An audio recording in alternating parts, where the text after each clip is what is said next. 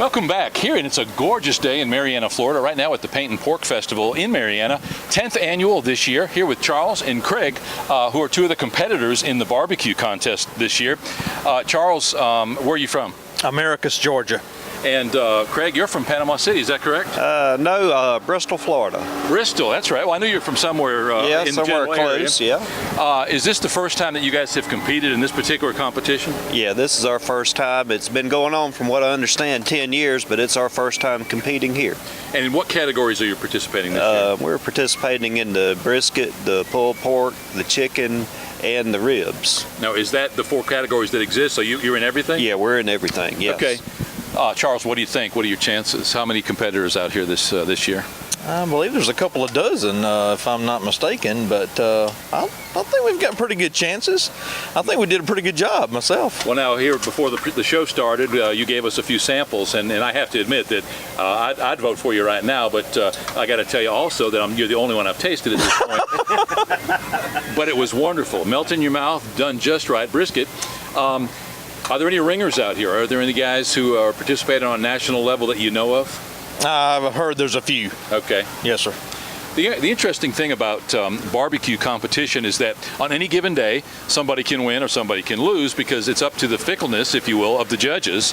Right. If you watch some of the national shows, some of the barbecue shows, pretty interesting stuff. They really dwell more on the drama, more on the personalities, really, than they do the food.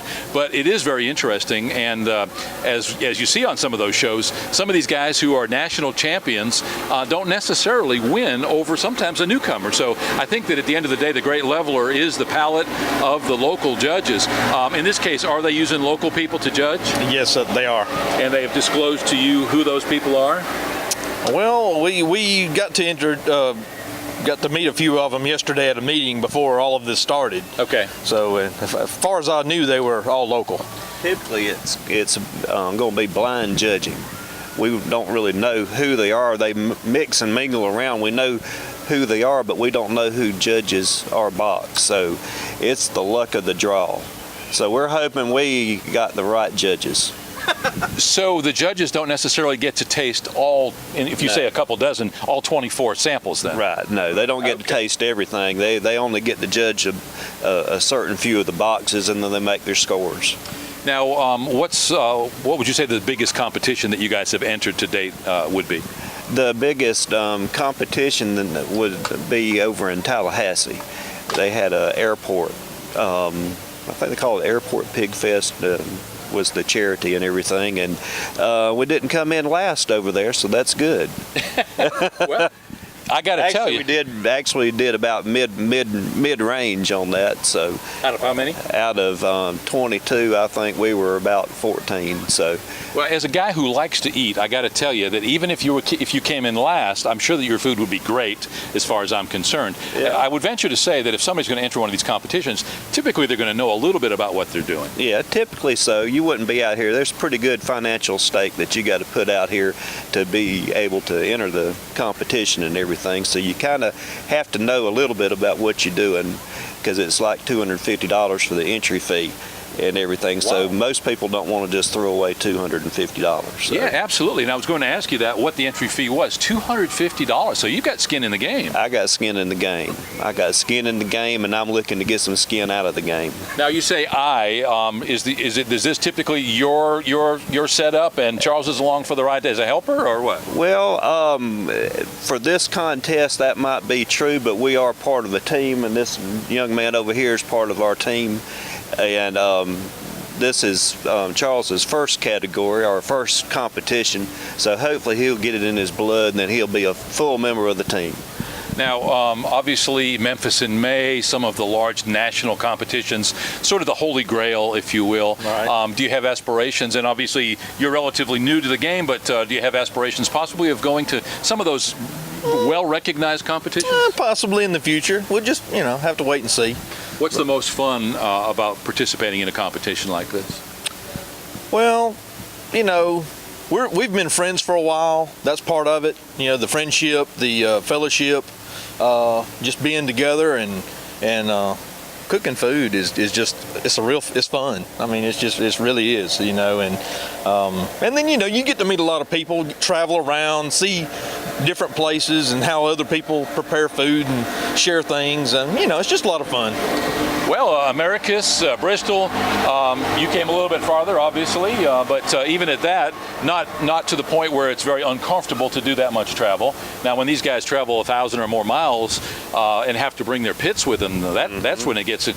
Now, what style of cooking do you do? What kind of a pit are you using? This is a stump smoker. This is what a lot of the bigger barbecue people use. This is a small version. Okay. But the Stumps guy makes all different sizes. You'll see a lot of different sizes out here today, but it's pretty much foolproof. That's why we're using it. Now, is this wood or charcoal? It's charcoal with smoking wood on there, so it's a combination of both.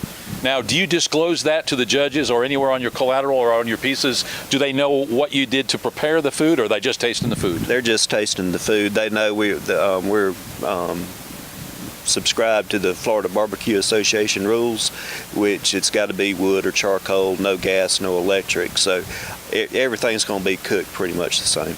Gotcha. Now, there are rules, and that brings another whole subject up to mind here. There are some pretty stringent rules, and obviously you've got to jump through a certain number of hoops. Are you learning as you go, Charles? I mean, I would imagine that you're constantly being exposed to new things as relatively new to this industry. Oh yeah, we were given a list of the rules before we started. Actually, Craig and I had looked online at the rules before we ever entered the contest, and they shared that with us at the meeting last night. So yes, there are things you have to do. There's certain ways you got to go about doing what we do here, and but that's good. You need rules. So.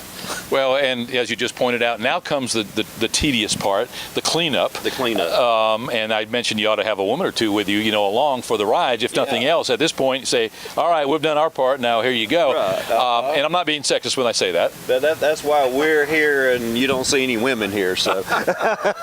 Well, notice my wife made herself pretty scarce, too, when she heard the word clean. Listen, best of luck to both of you. It was good to meet you. Good to meet both of you. It was very good to taste your food, more importantly. Craig, Charles, best of luck in the competition. We're hoping to stick around long enough to be able to experience some of that, maybe able to film some of that. So if we gave you our card, if you get the opportunity, go down, you can take the opportunity to see the video clip from this interview. So again, would love to. Good to meet you, and thanks for taking the time to talk to us today. Good to meet you. Thank you very much. Thank you for coming out here and supporting this program out here. Well, Charles, best of luck to you as well. Hopefully you're going to participate more with Craig in the future. Oh, yeah. And on your way back to Americas, either today or tomorrow, whenever you travel. We've actually got plans to do a few contests in South Georgia, too. So good. We're going to check into some of those up there. But we're going to, we've had a great time here at Marianna. So I believe we've probably found us a contest. We're going to be back again. Well, you're going to let Craig do some of that travel, in other words, going up to Southwest Georgia. All right, yeah. I come down to Florida, he can come up to Georgia, so we'll share it. Well, thank you again. Thank you.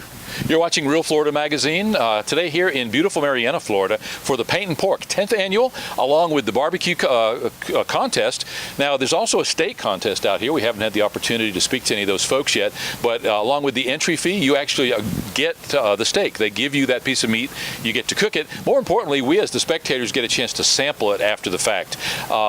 It sounds like the rest of this evening is going to be nothing but fun, and if you come away from here hungry, it's probably going to be your own fault. We're here in Marianna, Florida, just enjoying a great time at the 10th annual Paint and Pork, and we will be right back.